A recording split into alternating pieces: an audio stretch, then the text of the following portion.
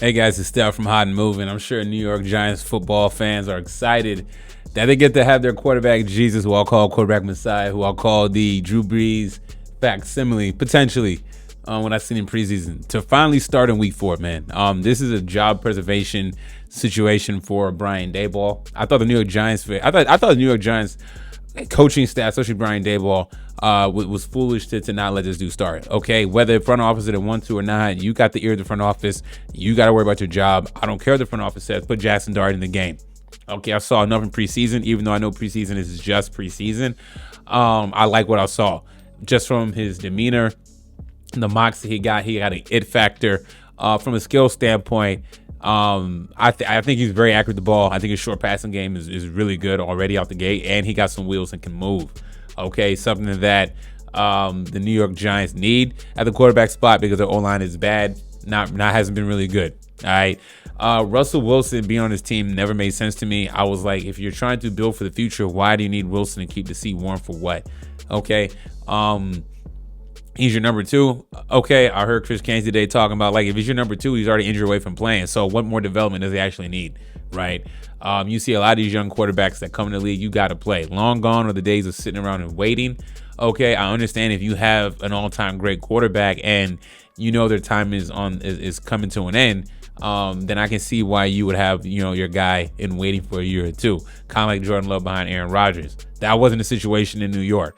Okay, now that the Giants found themselves in an 0-3 hole, okay, it's unfortunate that they couldn't win that game against the Dallas Cowboys. I feel like both those teams really had no business winning that game at all, but someone had to win the game. Wilson gave you a glimpse, but that's all you're going to get. As a Steelers fan, that's what we got. All right, we didn't even get a big game like that. Maybe we had a game kind of similar to that, but no. I mean, he's been bad on the deep balls. Okay, outside the game, and Wilson was bad on the deep balls in the Chiefs game, but in the Giants and the Cowboys game, I mean, he hit a couple, but I mean, he just kept checking up there. Okay, but you can only do that with so much before it gets picked off, and we saw that happen with the against the Chiefs. They could not. That game was very winnable for the New York Giants. Some turnovers, and it was due to bad quarterback play. Ultimately, if you had decent quarterback play, it's very possible. I'm not putting it all on Russell Wilson, but it boiled down to that basically. I'm excited to see this kid perform. I know he's gonna have a tough task against the Chiefs. I'm not really me assessing him. It's not going to be about the outcome of the game. It's going to be about how we can handle a very nasty defense and go up against one of the best teams in the NFL currently in the LA Chargers, right? Brian Daboll, again, coaching for his job. You put yourself in an 0-3 hole, and now you're making decisions when this decision should have been very clear from the jump. Okay, look, I get it. It's easier to pull Russell than to pull Jaxson Dart, but you got NFL teams that stop thinking about that. Okay, like put Jaxson Dart in. Okay, you could tell during the offseason he kind of had a low key kind of Shedeur Sanders effect. Of terms of kind of like the team looked like they just had a lot of energy, a lot of spark. Okay, him and Malik Neighbors are the same age. You pair those guys together, let their careers grow. That's going to be the future. And Malik Neighbors and Jaxson Dart, that is going to be the Giants' nucleus in the future going forward, along on the defense with the new Abdul Carter. Right, those are your trio of guys. Those are going to be your building blocks for your future in the NFL. All right. And go from there and let that chemistry build on the defensive side of the ball and on the offensive side of the ball, man. I mean, this is an absolute no-brainer decision. But this is the New York Giants, right? They have been bad, very bad outside the Daniel Jones playoff year and win that game in Minnesota. Impressive, okay, but that was about it. All right, you let Saquon Barkley go. Okay, whatever. Very foolish. Okay, the Giants have just made bad decision after bad decision. Finally, they wake up at week 4. They should have made this decision after they probably wanted to make this decision after week 2, but they couldn't because Russell Wilson played so well that they got fooled by a very bad Cowboys defense. Therefore, they're like, oh well, we'll see what he can do, and then clearly you play a team with a competent defense and he can't do anything.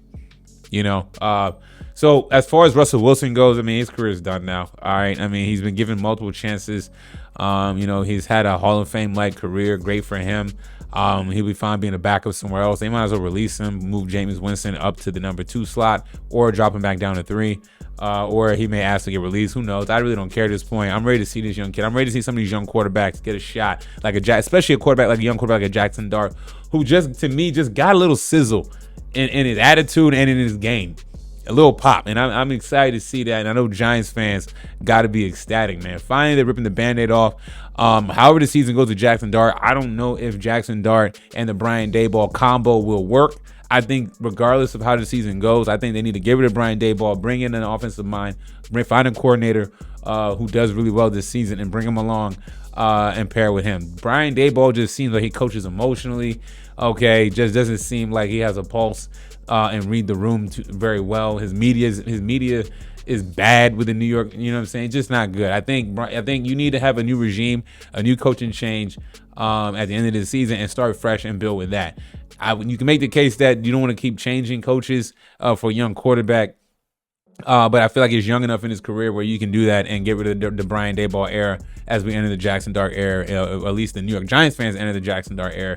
And I have a feeling that he's going to be an elite quarterback in the next 3 to 4 years, top of the shelf, right? He's going to be building. He's going to have his moments and spots, but I think in the next 3 to 4 years or sooner, he's going to be talked about as one of the top 5 quarterbacks in the league. Just my guess, man. Buying Jaxson Dart stock early. Leave me your thoughts about all this, man. Thanks for watching. Please like, subscribe. I'm out.